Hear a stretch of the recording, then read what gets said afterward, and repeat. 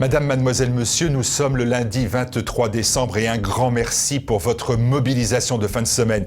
Mais malheureusement, nous n'y sommes pas. Alors, mon appel se fait pressant. Il reste quelques jours, une grosse semaine pour atteindre les objectifs financiers qui assureront la survie de votre chaîne en 2020, année pleine d'imprévus et certainement de rebondissements. Notre budget annuel est important à nos yeux, en réalité.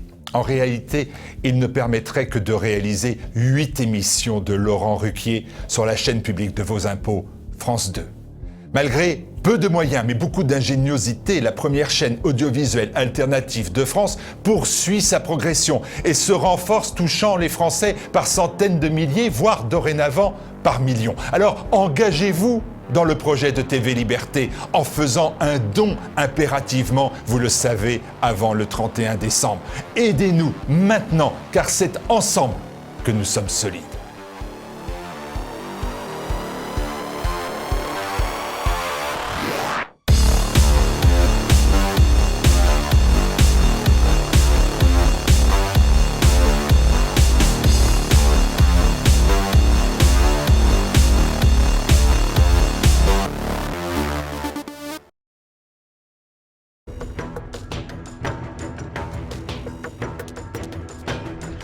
Bonjour à tous, pour le Zoom aujourd'hui, je reçois le général Bertrand Delachesnais. Bonjour monsieur, merci d'être avec nous. Je vais vous appeler général, d'ailleurs ça plaira davantage aux téléspectateurs. Bonjour Elisabeth. Alors, vous êtes général des corps d'armée, major général de l'armée de terre, ce qui correspond au numéro 2 de l'armée de terre, justement. Vous l'avez été de 2014 à 2017.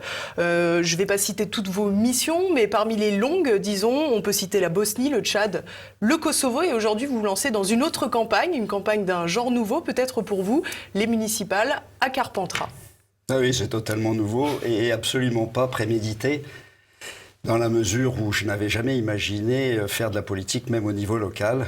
Mais ça s'est finalement imposé à moi, je dirais, régulièrement, au fur et à mesure de mon avancée dans mon installation à Carpentras. Alors justement, quel est votre attachement avec cette ville ? C'est tout simple, je me suis marié il y a 38 ans, un peu plus même, avec mon épouse près de Carpentras. Et tout de suite, j'ai adoré cette ville en même temps que j'ai aimé ma femme. Et du coup, nous avons acheté une maison il y a bien longtemps. Mon fils aîné y est né. Et nous avons toujours envisagé de nous installer là lorsque je serai à la retraite, ce qui est chose faite depuis 1 an et demi.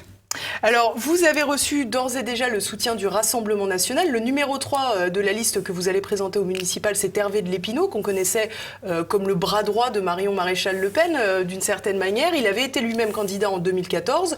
Il était arrivé, on le dira un peu plus tard, au second tour. Comment s'est fait ce rapprochement avec Hervé de Lépinot ? Oui, alors en réalité, il faut revenir à la genèse de mon engagement pour ces municipales, parce que je me suis lancé, si je puis dire, au mois d'avril dernier, sur une liste sans étiquette, en disant que j'étais probablement la personne qui pouvait peut-être permettre de rassembler sur une plateforme apartisane les différentes parties de la droite de Carpentras. Parce qu'en fait, ce qui pose problème à Carpentras depuis 2008, c'est sa division. On a pu observer qu'en 2008 puis en 2014, à chaque fois, la droite, pourtant majoritaire dans les urnes, globalement, finalement perd à cause de triangulaires. Et donc j'ai rencontré les différents acteurs, quels qu'ils soient, anciens et nouveaux, essentiellement de droite, comme le député Julien Aubert, l'ancien député Jean-Michel Ferrand, les anciens candidats comme Hervé de Lépinot, mais d'autres comme Jean-Luc Becker. Enfin, j'ai rencontré tout le monde pour essayer de voir ce qui pouvait nous rassembler. Et en fait, très franchement, je crois qu'il n'y a pas beaucoup de différence entre nous en dehors des étiquettes. Et c'est justement l'objet de ma proposition, c'est de faire une liste sans étiquette sur laquelle chacun peut se retrouver à partir du moment où on partage l'essentiel, c'est-à-dire Carpentras. Alors justement, vous nous expliquez que vous avez pris contact avec tous les candidats qui ont existé à droite. Vous avez approché Julien Aubert et comment vous a-t-il reçu ? Très bien, je l'ai vu plusieurs fois et lui comme moi, effectivement, je pense que nous sommes très proches sur le plan des idées. Simplement, lui estime qu'il faut une liste, les Républicains, présente à Carpentras. Bon, Ça correspond à une ligne de son parti. Et Hervé de Lépinot, lui, a eu une autre approche, puisque alors même qu'il s'était engagé dans ces municipales dès le mois de janvier, lorsqu'il m'a vu me lancer dans cette campagne, il est revenu me voir et on a finalement découvert que nous étions très proches aussi sur le plan des idées pour Carpentras. Parce qu'en fait, encore une fois, c'est la ville, ses habitants qui nous intéressent. Et donc, lui, d'emblée, a dit « Je me range derrière vous, mon général ». Et donc, alors que je ne le connaissais pas auparavant. J'attends que Julien Aubert et surtout la tête de liste qu'il soutient, Claude Melchior, me rejoignent, évidemment, parce que c'est notre vocation, c'est de nous rassembler. Et alors justement, pourquoi n'avoir pas cédé, j'allais dire, à Julien Aubert et peut-être être le candidat officiel des Républicains ? Mais non, parce que justement, les échecs successifs de 2008 et de 2014, c'est les échecs de listes partisanes. Donc, il fallait absolument une personne sans parti, et on ne peut pas me soupçonner d'avoir appartenu un jour ou l'autre à un parti, sinon je n'aurais pas pu exercer les responsabilités que vous avez citées tout à l'heure. Et c'est effectivement... et puis les habitants, quand on les écoute, disent on en a marre des partis, ce qui nous intéresse, c'est un projet pour Carpentras. Et donc, je pense que Claude Melchior comme Hervé de Lépinot ont leur place sur cette liste à partir du moment où ils mettent leur étiquette dans la poche, ce qui est le cas pour Hervé. Alors, en 2014, Hervé de Lépinot s'est qualifié pour le second tour de ces municipales. Il est arrivé à peu près à 42%. Il a augmenté un petit peu pour le deuxième tour, mais malheureusement, comme Julien Aubert s'est maintenu, il n'y a pas eu de report de voix et par conséquent, il est resté à la porte de la mairie. Est-ce que vous pensez aujourd'hui pouvoir franchir ce que d'aucuns appellent le plafond de verre ? Oui, je le pense. Évidemment, on n'est jamais sûr de rien avant les élections et jusqu'au dernier jour. Néanmoins, très clairement, la dynamique qui s'est faite autour de ma candidature dépasse largement les rangs du Rassemblement national aujourd'hui. Et bien avant Hervé de Lépinot, des soutiens des Républicains m'avaient déjà rejoint. Et il y en a d'autres qui, tous les jours, me rejoignent. Parce qu'en fait, des candidats ou des anciens candidats, des anciens colistiers, les Républicains, mais aussi anciennement UDF, mais aussi proches de la République En Marche. En fait, beaucoup de personnes issues de la société civile, très loin des partis politiques, me rejoignent. Et donc, je pense que je ne suis plus du tout enfermé dans ce plafond de verre. Maintenant, il faudra aller jusqu'au jour des élections pour voir effectivement comment ça prend. Mais le moins qu'on puisse dire, et c'est là-dessus que j'aimerais bien qu'on insiste, c'est que le contact avec les habitants est quelque chose d'essentiel. Et c'est ce qui me motive au plus profond de moi. Pourquoi ? Parce qu'en fait, toutes ces discussions de partis qu'on vient d'évoquer n'ont finalement aucun intérêt pour la ville de Carpentras et pour ses habitants. Peut-être que ça a un intérêt au niveau national, évidemment, mais pas au niveau d'une commune qui est déchirée par la pauvreté, par le communautarisme, on y reviendra peut-être, par l'absence de projet pour l'avenir. Finalement, tous ces habitants n'attendent qu'une chose, c'est qu'on leur présente un projet où ils se sentent heureux et fiers d'appartenir à leur ville. Est-ce que finalement, on n'a pas le sentiment que vous rejetez toutes les étiquettes parce que les Français eux-mêmes rejettent toutes ces étiquettes ? Oui et non, parce qu'en fait, en réalité, moi, c'est pas mon débat, c'est pas mon sujet. Je ne fais je n'ai pas d'engagement politique d'un point de vue personnel et je n'ai aucune ambition politique au niveau régional ou national. Mon seul but, c'est de faire en sorte que cette ville retrouve l'aura qu'elle a eue. Donc, c'est pas l'engagement politicien qui m'intéresse, c'est l'engagement au service des habitants. Alors, votre liste va présenter des candidats d'horizons très différents, justement. Il n'y a évidemment pas que le Rassemblement national d'Hervé de Lépinot que j'ai cité tout à l'heure. Est-ce que vous pouvez nous dresser, j'allais dire, un panorama de tout ça ? Oui, tout à fait. Je viens de le faire un petit peu à travers les soutiens que j'évoquais. Il y aura Hervé de Lépinot, c'est normal, puisqu'il représente la principale force politique à Carpentras. Et donc, je remercie le soutien du Rassemblement national. Mais j'ai d'autres soutiens qui viennent de différents partis, comme Jean-Frédéric Poisson. J'ai aussi le soutien du Centre national des indépendants, etc. Et donc, j'ai des personnes qui viennent de tous ces horizons. Mais surtout, il y a énormément de personnes sans étiquette qui sont médecins, qui sont commerçants, qui sont agriculteurs, viticulteurs, voilà, et qui représentent finalement un petit peu l'ensemble de la société de Carpentras. Ce sera une liste ouverte. Je parle encore au futur parce que je ne veux absolument pas la boucler. Jusqu'au dernier jour, ma liste sera toujours ouverte, en particulier aux Républicains qui, pour l'instant, s'acharnent à vouloir maintenir une liste qu'on sait d'ores et déjà perdante. Alors, vous l'avez expliqué tout à l'heure, vous accordez beaucoup d'importance à aller à la rencontre des habitants de Carpentras. Certains écrivent justement que vous avez finalement dressé un plan de bataille pour aller les rencontrer. Vous pouvez nous raconter ça? Oui, tout à fait. C'est pas un plan de bataille, c'est un plan de contact vers les habitants. C'est une ville de 30 000 habitants. Il y a à peu près 18 000 électeurs. Je me suis dit qu'il fallait absolument que j'aille me présenter à chacun d'entre eux. Et donc c'est pour ça que j'ai quadrillé, si je puis dire, la ville pour aller les voir tous. Tous, quand je dis tous... C'est un sacré programme quand même. Oui, mais je m'astreins tous les jours à faire 3-4 heures de porte-à-porte, quel que soit le temps d'ailleurs. Et en ce moment, on a été gâtés par la météo.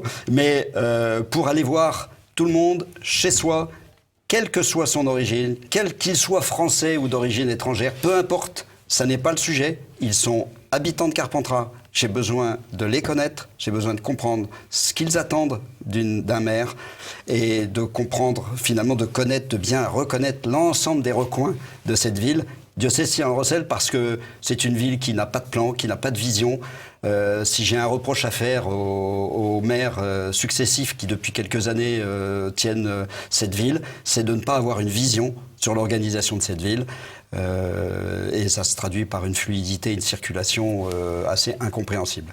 Alors, vous avez parlé tout à l'heure de la question du communautarisme. Vous en faites un des fers de lance de ce programme ? Non, je fais pas du communautarisme un fer de lance. Je fais de l'union mon fer de lance. Et l'union, c'est pas l'union des partis, c'est l'union des personnes.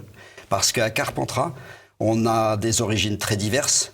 Et je pense que ce qui peut nous rassembler, faire qu'en sorte on se retrouve dans cette ville heureux, c'est probablement une certaine cohésion autour de la culture, autour de la tradition, autour d'un patrimoine très riche. Encore faut-il l'enseigner, encore faut-il le mettre en exergue, encore faut-il qu'on puisse se parler, et encore faut-il que la langue française soit partagée. Et ça me semble important. Et quand je rencontre des gens qui ont des difficultés sur ce plan-là, je me tourne vers les associations et je me dis, il y a probablement du travail à faire, et voilà un objectif à atteindre. Alors on disait tout à l'heure, ou du moins je disais tout à l'heure, que vous aviez établi un plan de bataille pour aller à la rencontre de tous les habitants de Carpentras. Est-ce que vous pensez que votre statut de général, de militaire, de carrière, est un atout auprès de ces habitants? Ça peut être un atout, ça peut être un défaut. En tous les cas, je me garde bien de toute caricature, dans la mesure où je pense que mon atout, c'est l'expérience que j'ai pu acquérir au cours de ma carrière, qui m'a conduit à ces responsabilités et qui font que finalement je peux peut-être les mettre, ces responsabilités, ces acquis, au service de Carpentras. Évidemment, la caricature serait celle de faire croire que je vais être le général sécuritaire et qui ne s'occupe que de la police municipale. Ça n'est pas le sujet. Ce qui est important, et c'est pour ça que j'ai mis l'ordre au premier chef de mon programme, mais l'ordre, c'est l'ordre autour du beau. Et je pense que cette ville qui a un tel atout sur le plan du patrimoine architectural et culturel, on doit pouvoir mettre en valeur ce beau autour des monuments de Carpentras et ensuite faire en sorte que tous les habitants se l'approprient et protègent ce beau. Et là, la sécurité vient, mais bien après. On doit faire un effort pour donner envie, rendre fiers, y compris ceux qui sont loin de notre culture, mais qui habitent cette terre, de telle sorte à ce que tout le monde se retrouve et soit heureux finalement de partager ce patrimoine, à condition qu'on fasse un effort dans leur quartier. C'est un scandale ce que j'ai vu avec Robert Ménard lorsqu'il est venu me visiter il y a 15 jours. On est allé dans un quartier et on a découvert un quartier à l'abandon, alors qu'il avait été habité avec des commerces. Tout est fermé. Les routes sont défoncées. Comment un maire peut-il laisser ça ? Je pense que, certes, les responsabilités ne sont pas entièrement chez lui, mais lui doit pouvoir secouer toutes les personnes, tous les acteurs en charge de ces dossiers. Alors justement, j'allais vous parler de Robert Ménard, le maire de Béziers, qui lui aussi a été élu avec le soutien du Rassemblement national sans pour autant être affiché Rassemblement national. On a vu il y a quelque temps, dans la ville de Béziers, il y a eu une certaine forme d'émeute dans la périphérie de la ville. On a bien constaté finalement que le maire ne peut pas tout simplement. Non, le maire ne peut pas tout, et c'est vrai que l'organisation de notre pays n'est pas simple. Et d'ailleurs, il y a des discussions sur un projet de loi qui pourrait éventuellement maintenant cherché à modifier suite au grand débat les attributions des uns et des autres. En fait, on s'est quand même rendu compte dans cette crise, et Béziers s'en est fait finalement malheureusement l'écho, c'est que le maire est celui qui est au contact de tous, mais qui n'a qu'une partie des moyens de répondre à ces attentes. Il faut ensuite qu'il aille à l'agglomération, il faut ensuite qu'il aille au département, à la région. Donc je pense qu'il faut, à la tête des villes, en tous les cas de villes moyennes comme Carpentras, des personnes qui soient capables d'aller négocier, d'aller discuter, d'aller proposer, de telle manière à rassembler tous les acteurs de l'État autour de cette question. Mais, c'est des médiateurs ? C'est pas des médiateurs, c'est des gens qui doivent avoir une vision et ensuite aller convaincre pour attirer l'attention et surtout les moyens. Mais je vais prendre un seul exemple. Carpentras, ville moyenne, n'a pas de comité local de sécurité et de prévention de la délinquance. Or, nous avons 4 quartiers prioritaires sur Carpentras. C'est impératif de mettre autour de la table tous les acteurs, pas seulement de la sécurité, police, préfet, mais aussi tous les acteurs sociaux et éducatifs. C'est ça l'intérêt de ces comités locaux, de telle sorte à faire en sorte que tout le monde se parle. Parce que moi, ce que je découvre, c'est que finalement, il y a une absence de dialogue, bien souvent. Dialogue avec le citoyen, mais dialogue avec tous les acteurs. Le maire n'est pas seul. Il y a énormément de relais, à condition qu'on se parle. Alors, vous avez expliqué tout à l'heure que tout allait commencer avec le rétablissement du beau, finalement, oui. Autour de cette ville de Carpentras. Pour autant, vous dites aussi que vous voulez instaurer une forme de tolérance zéro ouais. à l'issue de tout cela. Comment vous voulez l'exprimer ? Comment voulez-vous la faire respecter ? Moi, je pense que d'abord, on tend la main. D'abord, on plante des arbres. D'abord, on embellit. D'abord, on offre des services. Et à partir de là, on aura toutes les raisons du monde pour expliquer aux sauvages, à ceux qui veulent détruire tout ça, qu'ils n'ont pas leur place ici. Et à ce moment-là, il faut effectivement que nous ayons les moyens de réagir. Et donc, par le biais de ce comité local, par le biais de moyens supplémentaires donnés à la police municipale, par le biais d'une meilleure coordination entre tous les acteurs de sécurité, que ce soit la police nationale, les services de la sécurité civile, les pompiers, etc., que tout le monde puisse agir et réagir. Donc, évidemment, il y aura des choix budgétaires, de telle sorte à faire en sorte qu'on embellisse notre ville et ensuite qu'on la protège. Et après, je pense que l'image de la ville va changer. Et l'image changeant, les familles auront envie de s'installer, les entreprises auront envie d'y venir investir. Et du coup, nos jeunes, peut-être, trouveront-ils un travail sur place, au lieu de s'expatrier, et c'est bien dommage. Et finalement, il y a très peu de jeunes qui restent, parce qu'on ne trouve pas de travail à Carpentras. On est une des villes les plus pauvres, et c'est bien dommage. Il va falloir lutter, c'est pas la fatalité. Il faut se remuer, et il faut se relever les manches, c'est bien mon objectif. Alors j'entends votre esprit volontaire, j'allais dire. Néanmoins, on voit aujourd'hui le fonctionnement de la police, des policiers qui arrêtent parfois des délinquants plusieurs fois dans la même journée, plusieurs fois dans la même semaine, parce qu'ils sont rapidement relâchés, parce que parfois leurs jugements sont considérés comme laxistes finalement. Tout cela ne suffit plus aujourd'hui et le maire n'a pas finalement un grand rôle dans tout cela. Non, mais on a quand même la chance d'avoir beaucoup d'acteurs autour de nous qui partagent cette vision. Je rencontre tous les acteurs, le préfet, la présidente du tribunal, le procureur, etc. Bon, ça c'est une facette. Mais il y a aussi tous les acteurs préventifs dans les associations. Or, Dieu sait si le budget, les subventions allouées à ces associations sont importantes. Donc moi, il me semble important d'aller discuter avec ces associations pour partager les objectifs, faire en sorte qu'ils les atteignent. S'ils ne les atteignent pas, qu'on discute avec elles pour voir comment on peut faire en sorte qu'elles les atteignent, ou comment aller chercher des associations ou d'autres moyens qui permettent d'atteindre ces objectifs d'intégration, d'éducation, et finalement de partage de cette terre, de cette histoire. Mais je pense que, vous voyez, il y a un volet indirect qui est très important. Aujourd'hui, on a en ce moment la période de Noël. Et qui donne lieu à une importante manifestation à Carpentras, qui fait venir du monde, parce qu'il y a beaucoup de spectacles. Il y a juste un problème, c'est que ces spectacles n'ont aucun sens sur le plan culturel. Et ce ne sont pas des spectacles qui rassemblent pour élever les gens et les rassembler autour d'une idée qu'on va ensuite partager en famille. Ce sont des spectacles uniquement pour s'amuser, voire faire peur. Et ça, je pense que ça n'est pas forcément la meilleure des choses. Donc je crois qu'il faut absolument faire en sorte qu'on ait du dynamisme, c'est une bonne chose, dont acte à ceux qui ont mis en place ça, mais par contre, il faut donner du sens. Et je crois que, comme Sonia Mabrouk le dit dans son livre, très bien, il faut remettre un petit peu le bon sens sur la table. Et toutes les personnes que je rencontre, de toutes les couches de la population de Carpentras me le disent très, très simplement. En fait, il faut remettre les choses en ordre, tout simplement.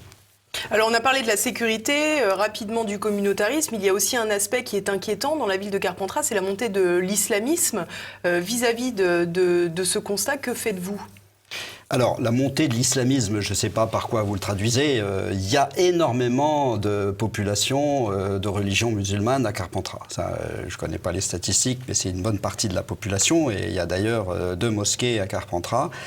Et puis, effectivement, il n'y a qu'à se déplacer dans la ville pour découvrir que beaucoup de personnes portent le voile. Les femmes parlent peu français. Et ça, c'est effectivement une difficulté. Moi, je pense qu'il y a un point clé que j'évoquais tout à l'heure. La cohésion de notre ville doit se faire autour de la culture. Et ça, il faut absolument que tous les acteurs partagent cet objectif. En tous les cas, ce sera... Comment fait-on pour attirer les gens vers la culture quand ils ne partagent même pas la langue française ? Ben voilà, c'est la première chose. Je suis frappé en faisant mon porte-à-porte que les portes s'ouvrent avec des gens qui ne savent pas me répondre et qui sont obligés d'appeler leurs petits-enfants, parce que souvent il y a plusieurs générations dans le même appartement, et pour qu'ils m'ouvrent la porte et comprennent ce que je leur demande. Donc je me dis, mais comment se fait-il... Vous pourriez prendre un interprète. Heureusement, il y a leurs petits-enfants. Je me dis, mais donc on peut espérer que par les enfants, les grands-parents vont s'intégrer, mais d'un autre côté, je me pose la question, comment se fait-il que ces personnes soient là depuis 15 ans et aient eu leur carte de séjour renouvelée sans avoir la capacité même de s'exprimer? Donc je pense qu'il y a un gros travail à faire avec tous les acteurs institutionnels et associatifs pour faire en sorte qu'on partage cet objectif. 1, on se parle. 2, partage cette culture qui va faire que, y compris dans les quartiers, aussi bien que dans les quartiers résidentiels, qu'au centre de la ville, finalement on se retrouve autour de quelque chose qui est cette histoire. C'est pas la mienne, c'est pas la leur, c'est la nôtre. Et ça, je pense que c'est essentiel. Et ça, il va falloir que tout le monde partage. En tout cas, ça va être l'objectif de notre liste. Alors quand vous aurez fini de partir à la rencontre, entre guillemets, de tous ces habitants, vous allez, j'imagine, réunir un programme que vous allez leur présenter pour les municipales. Quand, finalement, celui-ci sera-t-il prêt ? Quand présenterez-vous cela aux habitants de Carpentras ? Si j'ai pu avoir quelques idées, dont j'en ai évoqué certaines depuis que je me suis lancé, et après avoir discuté, et puis c'est le constat qu'on fait tous quand on se promène, on se dit, tiens, on pourrait travailler telle ou telle question. Néanmoins, j'ai tenu à construire ce programme de manière collaborative à travers le porte-à-porte, à travers des réunions de quartier, des réunions de voisins, des carrefours citoyens, c'est-à-dire des réunions publiques, mais aussi des groupes de travail, de telle sorte à ce que finalement ce foisonnement d'idées et de rencontres nourrisse un programme construit, simple, autour de quelques idées, telles que j'ai évoquées sur l'ordre, la culture, la jeunesse et le développement économique, mais qui vont se traduire par des actions très concrètes et qui vont me servir de plan d'action pour les 6 années. Sachant que c'est une œuvre de longue haleine, parce que quand on voit finalement la manière dont cette ville a décliné depuis des années, mais qui a un peu l'image de notre pays par bien des côtés, eh bien je pense que nous sommes engagés dans une œuvre de longue haleine pour le reconstruire. Mais l'attente est là. Et quand je vois la participation des gens au questionnaire, au groupe de travail, à ces réunions, je me dis qu'il y a un espoir et j'espère qu'on va pouvoir effectivement le mettre en œuvre. Donc ce programme, excusez-moi, je n'ai pas répondu complètement, sera livré concrètement début février. Donc il restera encore un mois pour finir la campagne. Oui, mais en fait, je le distille par petites doses à chacune de mes réunions. Eh bien, je vous remercie beaucoup, Général de La Chesnaye. Avant de se quitter, peut-être une dernière question qui ne va pas être très difficile. Si vous êtes élu à la mairie de Carpentras, comme nous sommes en pleine fête de Noël, ou du moins nous y avançons, est-ce qu'il y aura une crèche ? Il y aura certainement une crèche. Il y en a déjà une, il faut être honnête. Il y a une grande crèche à Carpentras et c'est probablement quelque chose qui peut attirer, et je l'espère, beaucoup de visiteurs. Il y a une très grande crèche à l'Office du tourisme. Et la crèche à Carpentras n'est pas un enjeu, je dirais, de débat. D'ailleurs, samedi dernier, il y avait une grande reconstitution de la pastorale sur le parvis de la cathédrale en présence de tous les édiles et de tout le monde. Ce n'est pas un sujet à Carpentras. La crèche fait partie de notre patrimoine. Mais évidemment, c'est au cœur de Noël et c'est ça que je pense qu'il faut qu'on mette en exergue. C'est Noël, c'est pas n'importe quelle fête. Le carnaval, il y a la place pour lui. Noël, c'est autour de la crèche. Voilà. Et ça peut nous rendre fiers. J'en suis persuadé parce que s'il y a quelque chose qui doit nous rendre fiers, c'est bien notre tradition, c'est bien l'âme de la Provence qui chante avec une particularité dans le comtat venessin. C'est que Carpentras est une capitale qui rayonne dans un arrière-pays qui est tellement beau que je pense qu'il mérite le détour et je vous invite à venir nous y rejoindre pendant la campagne. Eh bien, volontiers. TV Liberté ira. Merci. Merci beaucoup, Général de La Chênaie.